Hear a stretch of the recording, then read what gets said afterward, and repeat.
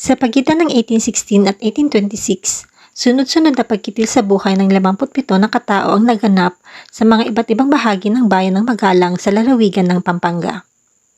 Noong panahon na naghari ang Spanish colonial government sa Pilipinas, pareho ang mga Kastila at mga katutubong Pilipino ay natakot at hinanap ang maaaring responsable sa mga krimen. Ang mga kwento tungkol dito ay hindi masyadong naririnig at ang mga impormasyon tungkol sa mga insidenteng ito ay napakalimitado. Ngunit sinasabi ng ibang mga sources na nagsimula ang lahat noong 1812 nang naging ating kura paroko ang isang kabataang lalaki. Ang kanyang pangalan ay Padre Juan Severino Malyari.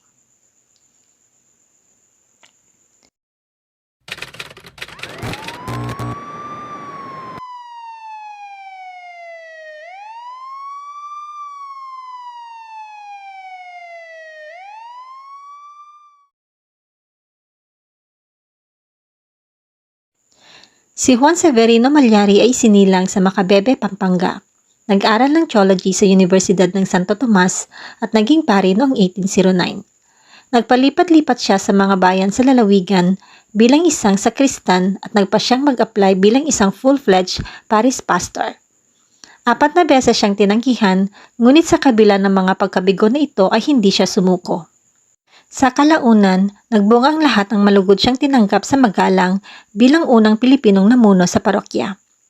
Si Malyari ay nilarawan na isang gifted person na siyang pangalawang Pilipino na nakabisado ang sining ng calligraphy na ginamit niya upang palumitihan ang mga taunang parish report ng mga flowered vines at mga anghel sa ulap.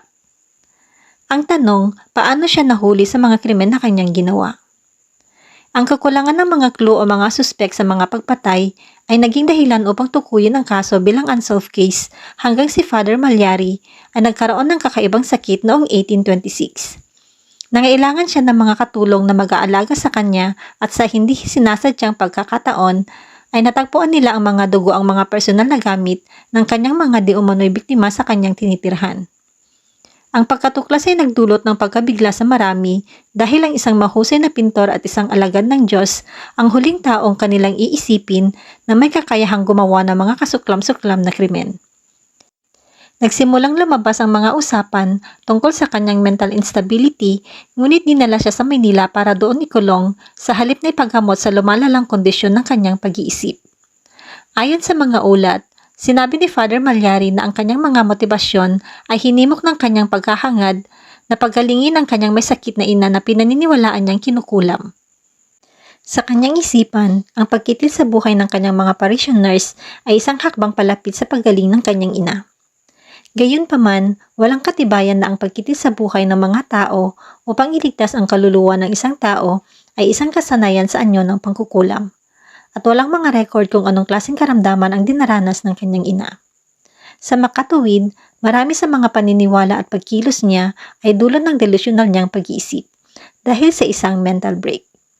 Ang kanyang paglilitis ay nagdulot ng labis na kaguluhan sa mga tao at ginamit ito ng mga Kastila upang higit na palakasin ang kanilang bias na paniniwala na ang native indigenous population na tinatawag na Indios ng mga Espanyol ay mahilig maniwala sa mga supernatural na kwento.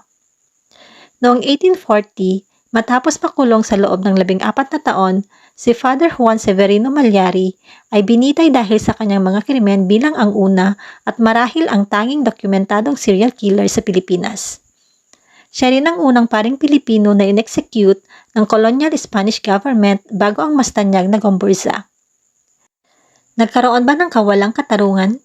Ang psychiatrist turned historian na si Dr. Luciano Santiago na sumulat ng talambuhay ni Father Malyari noong 2002 ay naniniwala ng nahatulang pari ay malamang na dumaranas ng matinding psychosis at dapat na ipinasok sa isang mental institution tulad ng Hospicio de San Jose na pinamamahalaan ng mga relihiyosang kawang-gawa sa Pilipinas at mismong pinamumunuan ng mga Kastila para sa mga makataong pagtrato sa mga pasyenteng may sakit sa pag-iisip. Para sa isang lingkod ng simbahan na napatunayang nagkasala sa pagpatay ng ganoong karaming tao, nakapagtataka na wala ni isang larawan ni Father Malyari sa mga history archive. Ito ba ay gawain ng simbahang Katoliko na sinusubukang itago ang isang iskandalo noong 1800s? Kulang din ang pangalan ng mga inaakalang mga naging biktima niya at ang paraan ng kanilang pagkamatay. Ang lahat ng mga ito ay nakapagtataka dahil naidokumento ng mga Kastila ang lahat mula noong sila ay unang dumating sa kapuluan. Dahil sa systemic racism na nararanasan ng mga katutubong Pilipino sa ilalim ng mga kamay ng mga kolonisador, maaari nating ipagpalagay na dahil ang mga biktima ay mga katutubong Pilipino, kaya hindi na nila naisip na isulat ang mga ito. Kung paano nila ikinonekta ang mga ebidensya na natagpuan sa tahanan ni Father Malyari sa lahat ng 57 biktima ng pagpaslang ay kaduda-duda rin. Dahil ang forensics ay hindi pa umiira sa mga panahon na iyon at ang pagsusuri sa paglutas ng krimen noon ay hindi pareho sa pamantayan sa pagtuklas sa kung sino ang salarin sa ika-21 siglo. Ang kaso sa huli ay nagtatapos sa hating opinyon tungkol sa papel ni Father Malyari.